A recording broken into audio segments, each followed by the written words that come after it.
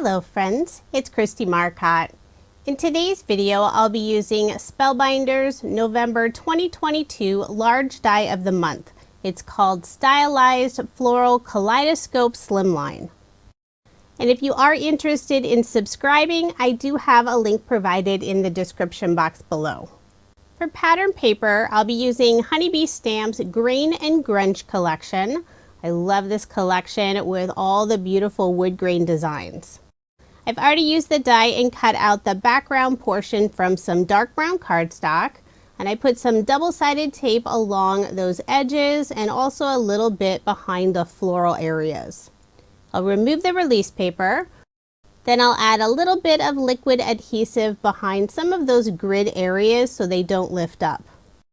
I used 1/8 of an inch double-sided tape around that frame and it was the perfect size.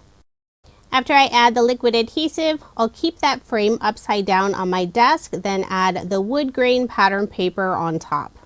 I noticed a tiny bit of the pattern paper peeking out from the frame, so off camera I did go and trim that off. Now I'll put some ATG tape on the back and add this piece onto a card base. And this is a slimline size card. It's 3.5 inches by 8.5 inches. I almost always make American Standard A2 size cards, but sometimes it's fun to make a slimline size card. Now I'll start working on the floral piece. I use 3 different shades of pink cardstock.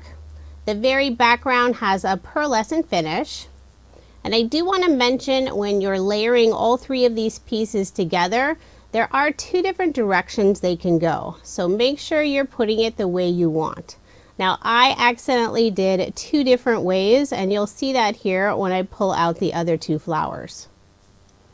I'm putting liquid adhesive on the back to adhere those 3 layers together.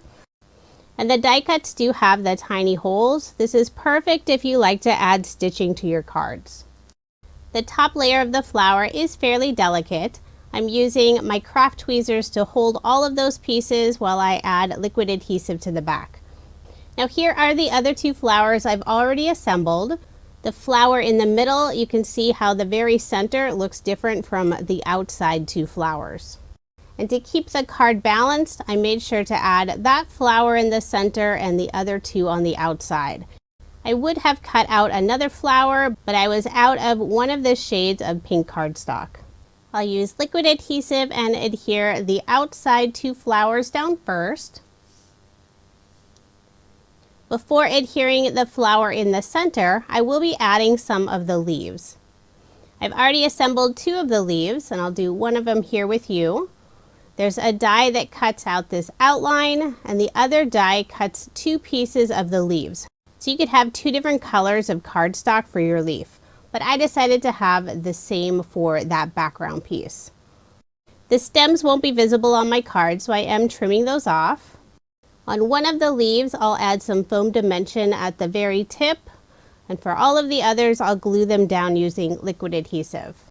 I'll add 2 of the leaves above the flower on the left side. Then I'll add the single leaf underneath the flower on the right side. I love the look of the pink and dark brown together, and I think the wood grain in the background really adds a nice detail to the card. Once I've added all 3 of the leaves, I'll put some liquid adhesive on the back of the flower and adhere it in place. There is a sentiment die included. This is Happy Birthday. I cut it out from the same pink cardstock that I use for the middle layer of the flower. And I also cut a narrow strip of gold mirror cardstock to put behind the sentiment. This cardstock is left over from Spellbinders Card Kit of the Month.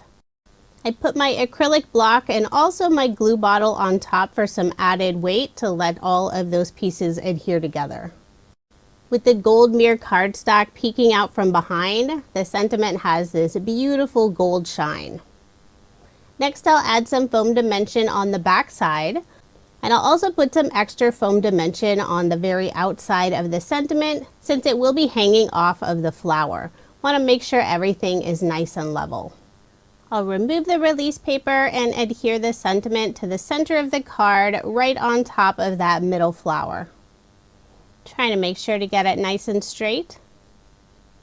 Then to finish off the card, I'm adding some of Spellbinders gem stickers. This is the crystal mix. I'll put 2 in the lower right hand corner, 2 in the upper left hand corner, and I'll also add some to the leaves. I love the 4 different size options on the gem stickers. So there is my finished card, and I love how this one turned out. If you are interested in subscribing to any of Spellbinders Club kits, I do have links provided in the description box below. In order to receive this kit, you do need to sign up and subscribe by November 28th. Thank you so much for watching, and I hope you have a wonderful day.